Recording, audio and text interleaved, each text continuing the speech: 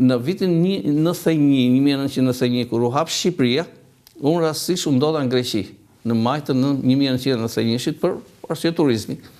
Dhe pash një pjesë e mjekëve, kolegëve të mi që ishin në Shqipëri dhe kishin vajt në Greqi, ipnin provimet e para për të njësuar diplomën e Fakultetit Mjekësisë të Shqipërisë me Fakultetin Mjekësisë të Greqisë. E bërë ti këtë?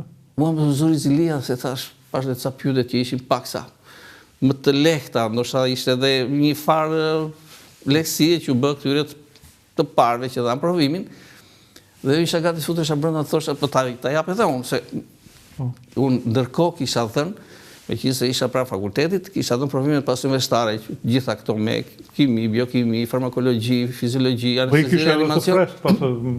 Kisha të fresta. 6-7 vjet kisha mbaruar. Në vazhdim të atyre të notës mesatare nga viti parë fillore që u thërë të fakultetit isha 10, dhe gjitha provimet post-universitare, bashkë me të anestezi reanimacionit, isha 10.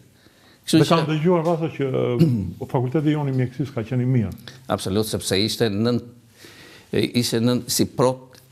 kishte si model sistemin rus, sistemin sovjetik, me të cilët ishte leximi kryesori dhe pastaj praktika ishte sekondare.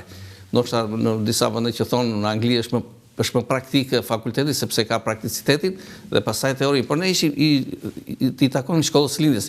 Por dhe Italia, që unë kam përvojën e Timbiri që mbaroi fakultetin e mjekësisë La Sapienza në Rom, dhe ato janë shkolla skolastike të teorisë në fillim dhe pastaj të praktikës.